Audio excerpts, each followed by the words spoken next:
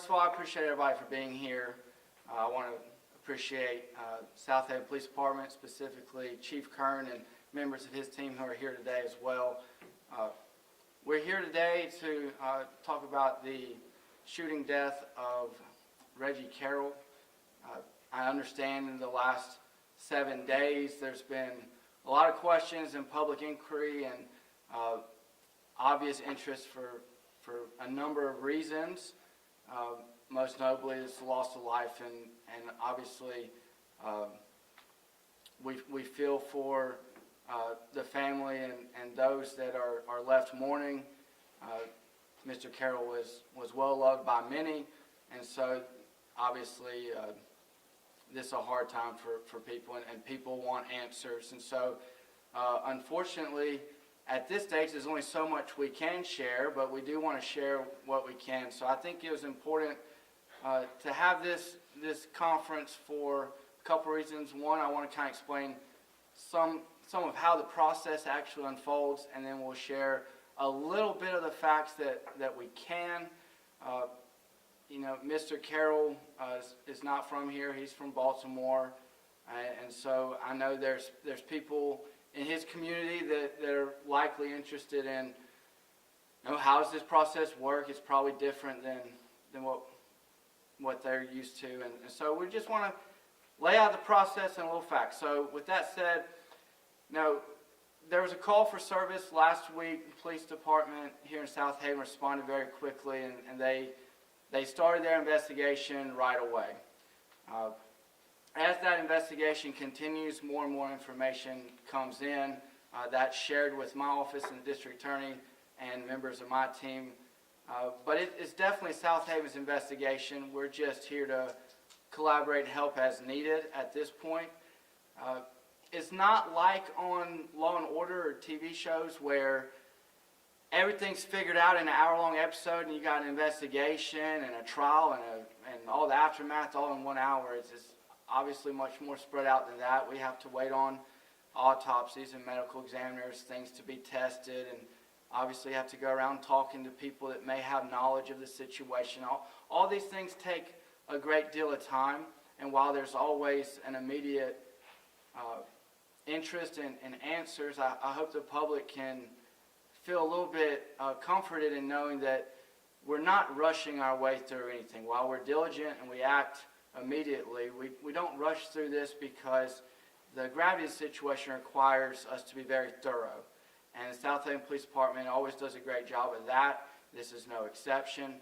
So as they continue to gather information and complete their investigation, at some point when all that's done, they'll put together what we call a district attorney packet, where whatever has not already been shared with my office then is shared with our office. At that point, we consider that kind of a handoff of the file from the Southaven Police to my office, and we can then prepare it for presentation to a grand jury. The way a grand jury works is we show them the evidence that we have, and they determine, is there probable cause that a crime committed, is there probable cause that this person committed that crime, and then they make the formal charging decisions. From there, the general process is someone would be served with an indictment, notifying them of what charge or charges that they received, and then the case proceeds through the normal circuit court process like any other case, where each defendant will get a court date for a potential plea or a potential trial. And that's the process, when you're waiting on outside entities to do their job in terms of replying to warrant requests or testing things or crime labs or medical examiner reports, anything like that. There's always a little bit of waiting around to get everything complete, but so the timeline can vary, but we do strive to make sure justice is dealt just as quickly and as reasonably as possible. So that's kind of the long view of what happens. In the short term, Traynell Williams, the defendant in this case, who has been arrested and charged with murder, he is entitled to certain preliminary proceedings that take place in the Southaven Municipal Court prior to grand jury. At some point, he's entitled to a preliminary hearing and a bond hearing. Originally, it was scheduled for today. They usually try to schedule those as quickly as they can. It is going to be continued for another week. Whenever we're in the early stages, we generally try to do things as fast or as slow as the defense requests as it relates to their initial hearings, because that's a right for the defendant. We received a request to hold off for a week on any of the preliminary hearings, so we will at least wait a week for that. In the meantime, he will continue to be held with no bond, and that's kind of where we're at in the process. Sometimes those preliminary matters in court will happen very early. Sometimes we get to grand jury before that gets all the way dealt with. Time will tell in this matter. So that's kind of long and short of the process, so you can tell it just naturally takes some time. And, you know, at each stage we will obviously work as diligently as possible, and obviously the police do as well. As far as the facts of the case go, I hope that people can be understanding of the fact that in order to protect the integrity of this process, which is obviously going to garner some attention based on the status of our victim, we have to be a little bit limited in what we can share so that our court proceedings that I just outlined keep their integrity, and we don't have to worry about certain legal procedures or hurdles that come from saying too much too soon. So with that said, I'll share with you what I think I can.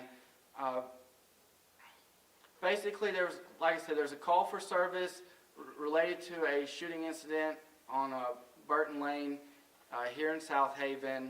It was last Wednesday, round about 6:30. That kind of time frame, anyways.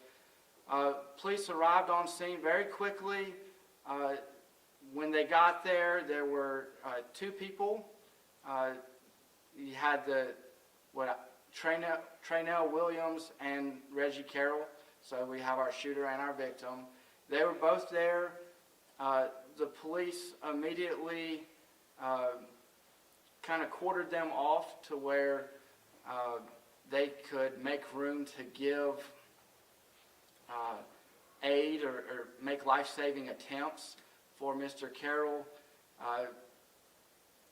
Quite frankly, at that point, he had already received multiple wounds. But as a matter of course, the police did every reasonable effort to try to help. Mr. Carroll was transported to the hospital where they could continue to try to help. At some point in the process, Mr. Carroll succumbed to those injuries. While that was going on, the investigation began. They did everything that you would ordinarily expect in an investigation to, take pictures, gather evidence, talk to people that may have knowledge of anything related to this, and ultimately they developed Traynell Williams as a suspect. They believed through their diligent and thorough efforts that probable cause existed for an arrest warrant. An arrest warrant was signed by a judge, and Mr. Williams was taken into custody same night. I do want to dispel a few, rumors that may be going around. This was an incident between two roommates that knew each other. One of them is from California, one of them is from Maryland. This is not an indication that there's a problem in that community or neighborhood. This is not indicative of a violent crime issue in our city. It's just an isolated event that's limited to those two people involved. I know, and I don't want to gratuitously name drop, but based on their jobs as and their professions in the comedy world, they obviously run in the same circles with the same comedians. I want it to be clear that there's never been any reason before or now to believe that any of those comedians or organizations, business organizations, were involved in any way in what happened. This was a residence where only the shooter and the victim lived. This was not a resident of any other comedian or person. And, you know, we've determined this is a very isolated thing. And so it is, when you have two people in a house and one of them loses their life and the other gets taken into custody by the police, there's not going to be much sharing of information about what happened right away, because you have one body in the hospital and one body at the police station, and neither of them had the ability to communicate to the outside world what happened. So other interested people that knew them, families, friends, business associates, probably didn't even know that Mr. Carroll was deceased until well after the fact, and they certainly were not present or involved. So with that, as I mentioned, I am joined by Chief Kern. We kind of talked ahead of time and agreed that I would kind of outline some of these things, but we're both here. We will field questions if you have any. Please understand, like I said, maybe limited on what we can answer, but we'll certainly answer the ones that we think we can. Can you say what led to the shooting? Was it an argument? And then So I'm not going to get into the specifics of motives or build-ups or who did what. I just don't think this is. I understand that's a pressing question.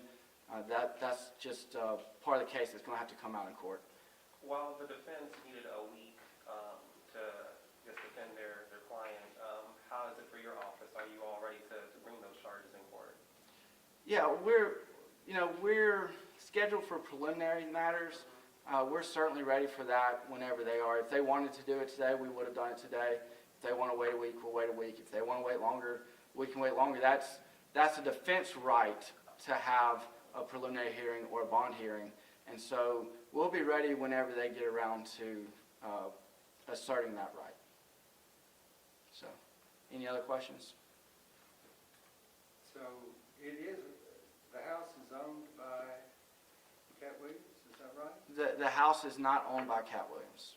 It was a rental property. There was another out-of-state company that was leasing the house, and the Traynell Williams and Reggie Carroll were the two tenants of the house. So it was not Cat Williams' house. And I was trying to avoid names, but you asked specifically, and I'll just say Cat Williams was not there. We have no reason to believe that he was ever involved in any way, shape, or form. I know we're still early on in the investigation, but as you said, this is an incident that has had a lot of public attention. Do you have a timeline on when in the investigation or court proceeding that we can learn more about what happened, what led up to this? Like, is there a timeline for that? Do you know yet? Yeah, so generally speaking, you always have a right to make public records requests. So the affidavit, you should be able to get a copy of that at some point. As far as me talking about the facts, I really don't like doing that a whole lot before an indictment. I would just say there were two people in the house. Obviously, this incident turned violent. The defendant used a shotgun to shoot multiple times at the victim. He used a 12 gauge. The ammo choice was slugs. I mean, other than that, I mean that's a little more information. But and the affidavit does mention that he used a shotgun with the deliberate design to effect death of Reggie Carroll. And I know once you read the shotgun, that you're going to have all sorts of visions in your head, and so I'll share that it was multiple wounds. I'm not going to put a number on it before the medical examiner's report comes in, but it was multiple wounds, and the ammo selection was slugs. Did he resist arrest at all, or he just stayed there? I'm not going to comment on the behavior. I'll say he was on scene whenever the police are both the deceased and the defendant were both on scene when the police arrived, and the police took the defendant with them, and the body went to the hospital. So I'll take one more if you have any. Otherwise, we'll just call it quits. That's it. All right. Thank y'all very much. Thank you. Thank you.